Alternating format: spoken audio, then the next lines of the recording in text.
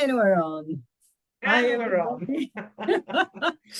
And we're laughing because we are late joining our own live. What can I tell you?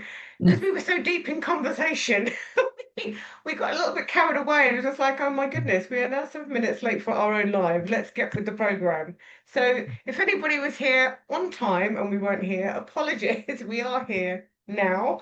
And we are ready to fully engage with Permission to Thrive and this week's myth busting, which is all around the thriving permission.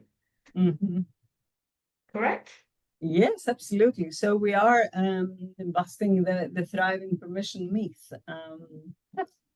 And it is an interesting one.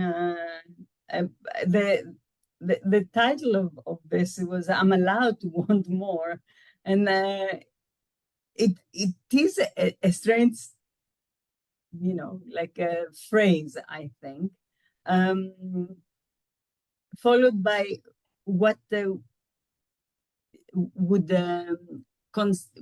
we do consider a myth, but like, I should be grateful for what I have. And we do, like, I know this is a very strange one, and I really want to see how what do you think about that. How does it sit with you? Because it doesn't sound like a myth. It's like, you should be grateful for what you have, and there are so many reasons behind it, and da da da da. And if you're not grateful for what you have, then what are you? So it becomes like a big bad thing you shouldn't be thinking about. Here comes the shoot again. So what do you think, Yvonne, about this? We go back to the title, which is, yeah, am I allowed to want more? Because that's like the overarching thing. Am I allowed to want more?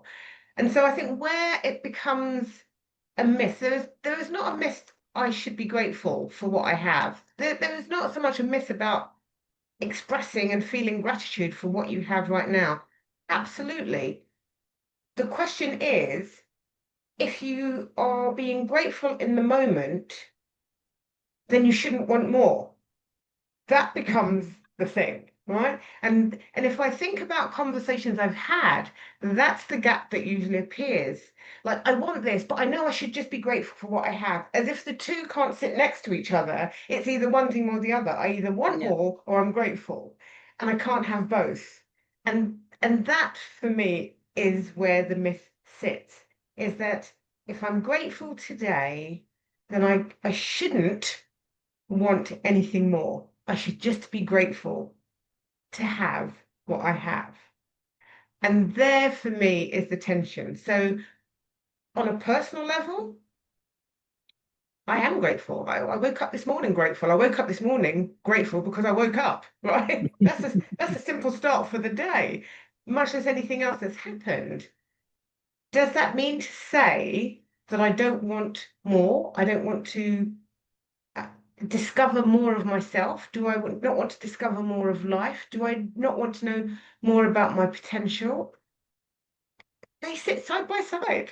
For me, there is no one camp or the other. And yet I do hear this quite often, and certainly in my coaching, where the minute the person starts thinking about the more that they want, whatever it is, that there's a guilt that comes with it. And the guilt comes with it because listen, I know I'm doing better than many other people. I've got more than, and therefore I should just be grateful. That for me is the conversation piece. For you? Yeah. I mean, that is the thing. It's like, why do we have to separate or like use gratitude in order to avoid our desires? Because that's what happens. It's like, and when it comes to desire, also desire has like like a little bit of a negative connotation. Like, oh, you want, you want, you want. Why do you want so much? And what will that do for you? And all those things. But the truth of the matter is that you desire because you are human, and the desire comes with the growth, right? So it's not only about desiring the the things, the stuff.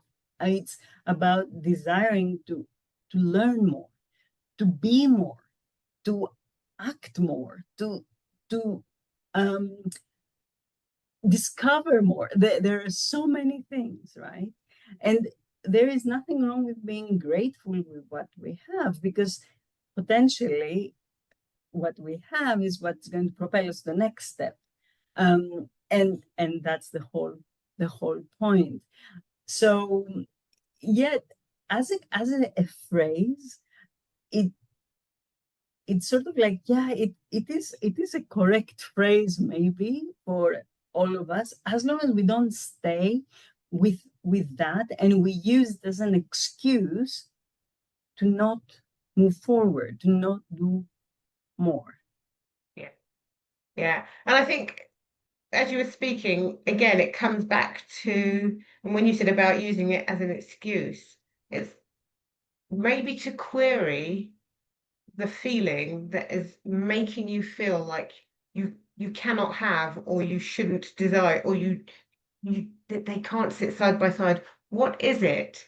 And is it guilt? Is it discomfort? Is it, what is that is kind of making those feel like, yeah, I can't be grateful and be then saying that I want to have this and I want to have, or I want to go there and I want more of this. That just sounds really greedy, right? So greed can even come into it. So, guilt, greed, all of those things can cause the tension between absolutely being grateful for what you have and desiring more. And so, as I said, from my own perspective, I just see them that they can sit side by side. I can feel completely grateful for everything that is my life, regardless of the shade of it. And by that I mean whether it's beautiful and fantastic or actually pretty damn tough, right? Whatever shade of it is, because I know actually the really tough stuff is also part of my growth. So I have no issue with that. That doesn't stop me from waking up today or tomorrow and saying, oh, I'd really love to learn more about, or I really want to go to that place that I've never been to, or I want to build X, Y, Z. I don't shrink that Absolutely. for accepting that I feel grateful. And I'm not telling anyone what they should and shouldn't do, right? I don't do shoulds for starters. It's questioning it, sit with it. What is that discomfort you feel if when you think about wanting more, you immediately bounce back to the, I'm grateful with what I've got, grateful with what I've got. Because like you said, is it an excuse to not explore the possibilities? Or is there some sort of guilt or greed, something else that's tied to it that keeps pulling you back? And in many ways, stopping you from exploring your life Mhm. fully. And the oxymoron there is that we connect gratitude with guilt, with greed, and that cannot really, they don't work together. But if we limit ourselves, we automatically connect them, and it really, it doesn't compute, at least not in my head. How can I feel grateful and at the same time feel those lower vibration, feelings that make me feel smaller or invisible, or want to keep me from putting myself out there, exposing myself, if that is a phrase to use, and showing up the way that I feel that it will help to show up at the end of the day, me or maybe one more person, God knows. But that is enough. Yeah. And it is like when you are in that sense of gratitude that is limiting, ask yourself again, why does it feel like this? Why gratitude? How gratitude can feel limiting? it shouldn't. Here comes the should again. Gratitude, I think from what what you're saying is, gratitude is expansive. So when we are Absolutely. fully in it, when we are fully with gratitude, gratitude expands, it doesn't shrink. That's the thing. So if you have that story of I need to be grateful, I just need to be grateful, that's that. If I'm just grateful and not want anything else, that's the best thing for me, is to think again, what's the story behind that? And are you shrinking the possibilities that gratitude is actually opening up to you and for you? And that's a question to sit with, because then you can start to think, okay, maybe there isn't this friction that I am creating, because a lot of these things are the stories that we create, right? Absolutely. There isn't this friction that I think there is, and maybe it is okay for me to be grateful and still desire other things. And sit with it. Don't rush to do anything with it. Just sit with that and see what comes up, because it's what comes up that will tell you why you've been resisting in the first place. What is that resistance? Um, but yeah, I'm going to say side by side, arm in arm, shoulder to shoulder, gratitude and desire, not an issue. For sure. And the thing is that when you are having that narrative where gratitude needs to be like separate from desire, in a way, it's almost like telling yourself you have to be grateful. It's not like you're genuinely grateful. That's a very big distinction.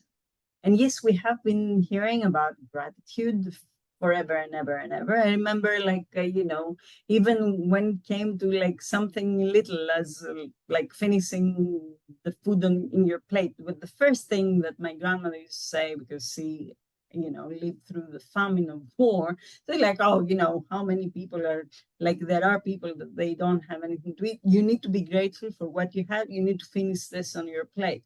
So these are things that are playing in our minds, but like, is it real for us? Are we really grateful? Or is it something that we feel needs to happen? We need to be in that state. And of course, we cannot hold the elevated state with this kind of thinking, right? So this is something to explore. Yeah, absolutely. That goes back to, what is the story that's driving your gratitude, even? What is the story? Is it that you are truly grateful? You feel it, you embody it. It's just like, oh my gosh, how fortunate am I? You know, what a gift. Even in the midst of chaos, that you can still be with gratitude. Or is it what you have been told you should absolutely experience and feel because you have X, Y, and Z? Mm-hmm. They are different drivers to gratitude, and therefore the experience feels very different. So if the driver is, like you said, that story of you should be thankful, you should have da da da, and that's been drilled in, and that's how you've been living, like I must be, then of course it's not surprising then that there is this disconnect and this discomfort with wanting more, Mm-hmm. with desiring. Of course, that for me almost feels like, well, that's what happens when gratitude is coming from a place of scarcity. And what has gratitude got to do with scarcity, right? That's it. And also the important thing here is to understand that the various feelings or various states that we are in can come from different areas. And Mm, that's why we need to explore, and we need to be cautious on the one hand, but also like curious on the other, to see, where do they come from? What is it? And I think when it comes to gratitude and like a state of gratitude, immaterial of like what's going on around you, mm, that's when like more or less what is your connection to gratitude. I think as a an individual. Yeah. What does gratitude mean to you, and where does it come from? And do you feel it only when things are fabulous around you, or do you feel it in any form, like whenever, even whenever things are like really bad around you, and you just come up for air, and the first thing you think is like, oh, it's okay, we'll sort it out. Things will happen. Things are happening for me, not to me, and we're going to find a way. So that is a state of gratitude that's very different to like, oh, yeah, good for you. You can stay in gratitude because of all the beautiful things that you have, and I don't have this and I don't have that, and you're very right. It can be connected with scarcity big Yeah. time. So we need to be extra careful to see where that comes from. Absolutely. And so the second phrase that we were going to look at, so I should be grateful for what I have is one, and the other one is, who am I to want more? Ooh. Who am I to want more? So when I hear that, so first of all, when I hear it, for me, there's something around worthiness. Absolutely. Like, literally, who am I? Who am I to want more? And if you're coming from that place, then connecting to gratitude is likely to feel really uncomfortable. It may feel uncomfortable. It may feel out of reach, even. And it comes back to that, what have I done to deserve? And there's the question, what do you need to deserve? What do you need to do to deserve gratitude? Yeah, it is like again, it's like in this type of question, because I have heard that in my practice. Who am I to want more? Who am I to deserve this? Who am I? There are a lot of things, but my answer is always, who are you not? Because at the end of the day, who can tell who is worth what, who should get what, and so on and so forth? And because it's a very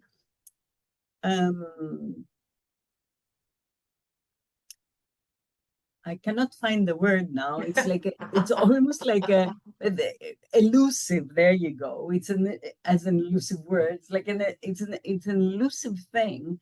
The only one that knows or what you should get, what you should be worth, or whatever, or all those things is you.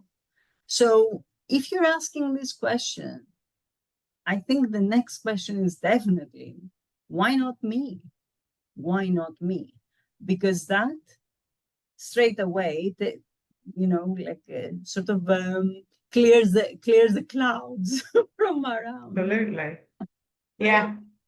And it also gives access to curiosity. From that place, you can be curious. Well, actually, why not me? Why not Absolutely. me? And be curious with it. This is, again, moving away from being judgmental with any of these things, is be curious with it. And maybe even be playful with it. Find another way to enter it so that it doesn't feel like this like big dark cloud. And no, you shouldn't want more, you don't deserve more, you don't get more, all of those things that literally just kind of cut the curiosity off. Because if I don't think, who am I to want more? Who the hell am I to want more? How much am I going to really go into exploring that? I'm more likely to just accept that as a statement of fact than say, who am I to want more? Let me sit with that for a while. Who are you to not want more? Mhm. Who are you to think that you deserve less than whatever is possible for you? Then sit with those things so that you can start to give yourself permission to perhaps even consider maybe, just maybe, it is okay. for me to want more. Hmm, maybe it is okay for me to desire this thing, even though I have this already here. You know, to kind of just be lighter with that, because our language is so impactful. You know, again, the stories we tell, the language we use to explain those stories, it's so impactful. It so sits in us. So finding the words that actually stimulate curiosity, creativity, the desire to explore will do way more for you than statements that will just shrink you, that will just close you down. For sure. And as you said, it's like if you take the time to reflect on that, you will very often find yourself in a situation where you can sort of visualize it or think, okay, who am I to want more? What does that tell me? Where does that come from? If I were to want more, who would I be? How would I act? Would I like myself? I mean, what do I connect that with? Because also it is the rest of the stories that we have told ourselves. Like people that want more, again, goes back to greed, goes back to being selfish, goes back to being out there, gathering things all for myself. But how can I do that? I'm a giving person. I don't do things like that. But so there are so many little things that are like so many tells in this type of statements, and we need to really have the like take the time to explore and see what is going on. Why am I saying these things? Why am I giving myself this type of let's say not narrative, but like that this is the way I live. Mm, So um, I can't want more. I don't know. yeah, But yeah. There was something you said there about, um, I'm a giver, so, how can I want more when I'm a giver?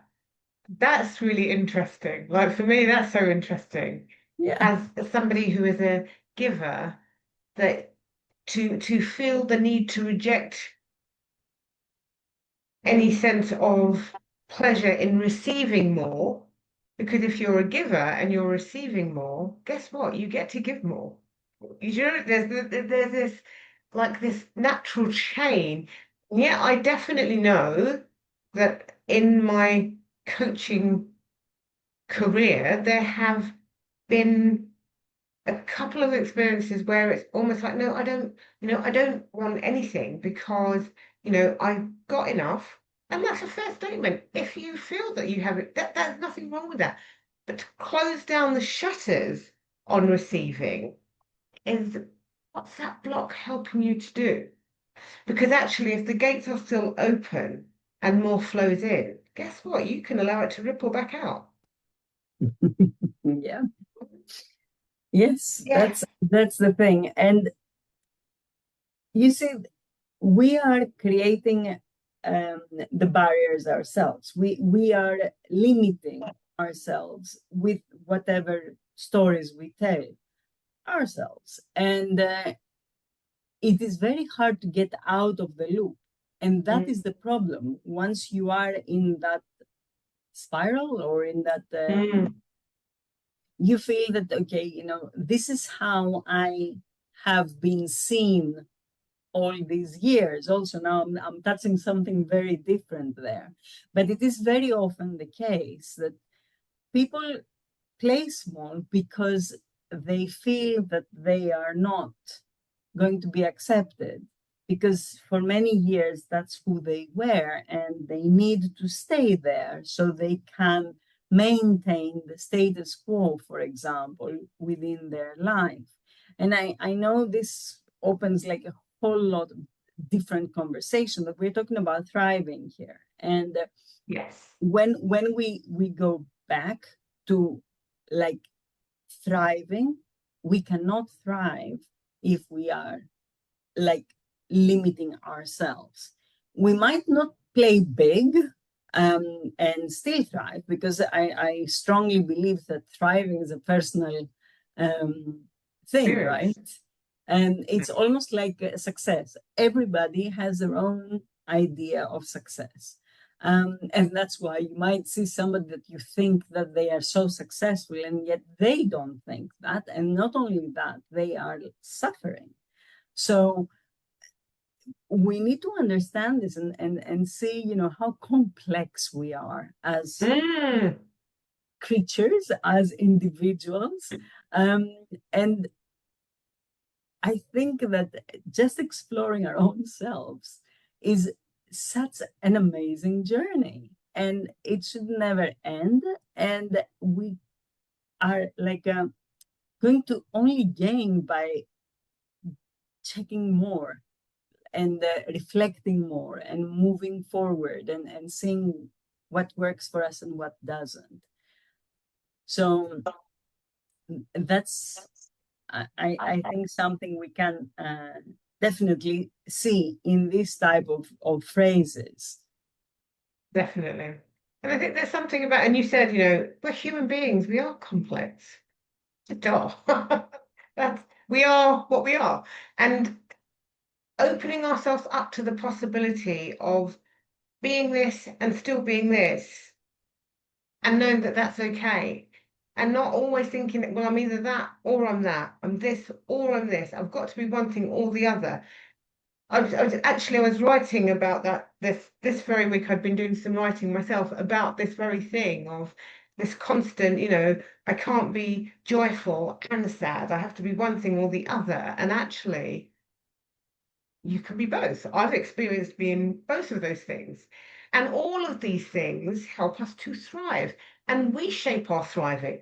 Like you said, there is no one thrive fits all. What does thriving even mean to you? Because until you define what it means to you, how will you know whether you're experiencing it or not?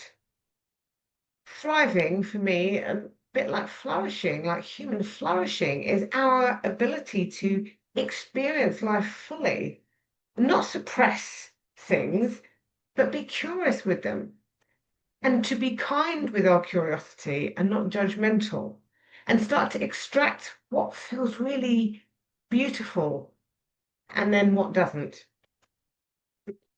And you know, the thing is about wanting more, because it has this bad connotation about like being selfish, and it's almost not almost, it's very much like when you are doing things for yourself in order to be able to do even more for others in so many ways. I was speaking with a friend the other day, and she was like in a difficult spiral for some years, and she was telling me she's like on the other end now and doing very well. And she was telling me, I I could not see that I didn't have to settle, that Mm, nothing would like break down if I was not there.